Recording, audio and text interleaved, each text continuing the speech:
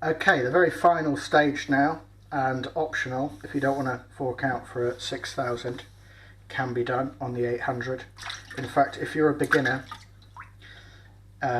there's advantages to learning on a lower stone. I think you'll really, it's a question of feeling the benefit when you move on to a finer grit stone.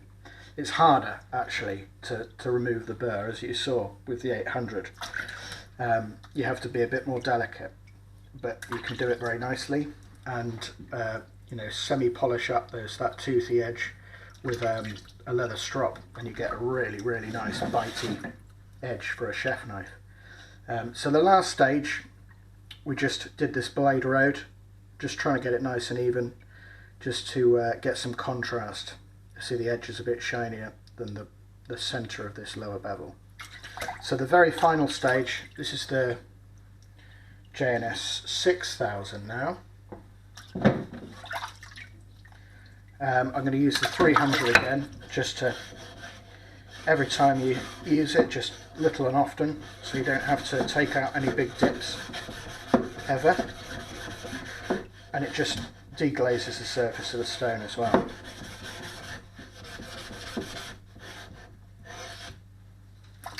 Just wash it off in case there's any 300 grams on there. So there we go, nice and flat.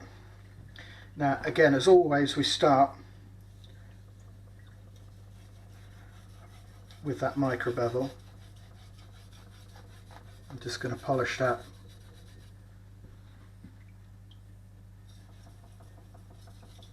It's a very nice feel, this stone.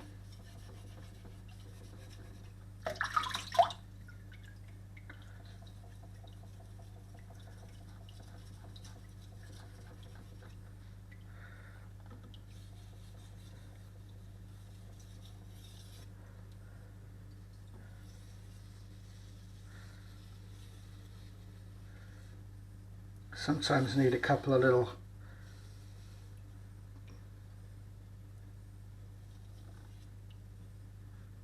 back strokes to deburr the tip.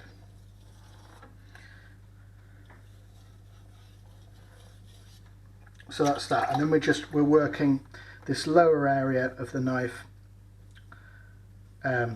just a little over where the core comes up to of the steel.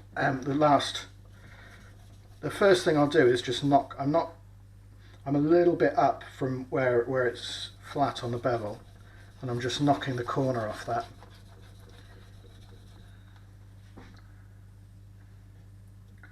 Just knocking the corner off the little micro bevel, because we want it to all but disappear. And now pressure again into the edge. My fingers are almost, not quite, but almost overlapping the edge there, and the whole angle is set by me pushing that. It can't go anywhere else. If my pressure is, my left hand is just a guide, and the angle is set by the pressure of my fingers on there. You can see that's coming up already, and you can do it quite gently, little bit at a time, just bring it up a little bit.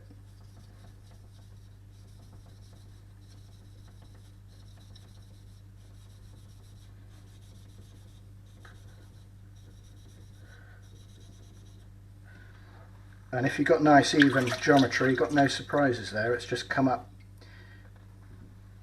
beautifully just over where the core is, on the very edge of the knife.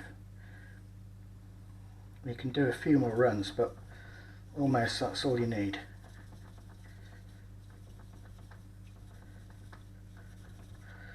As well as making the edge that bit sharper, you're just polishing the very lowest portion, and just to so you've not got any grabbiness in that bit, which is the most important part really. And I find actually the JNS 800 slightly coarser finish actually helps with release in the blade road. So that's nice and even.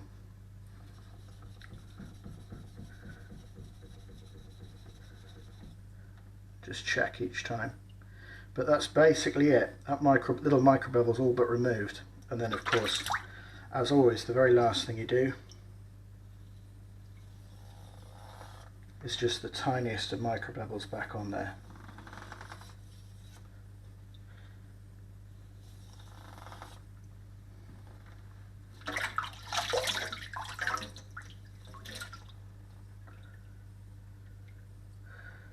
So if you need to, just work that tip in a little bit on the 300. That's where the 300 comes in very handy.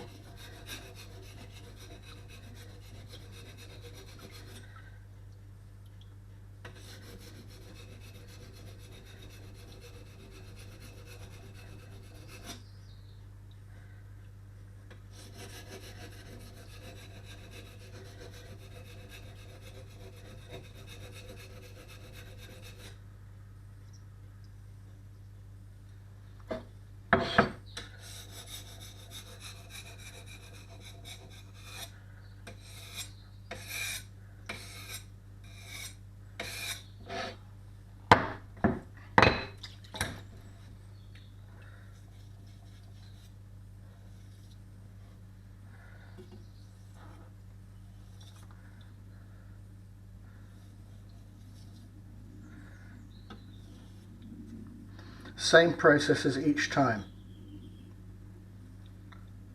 Apply.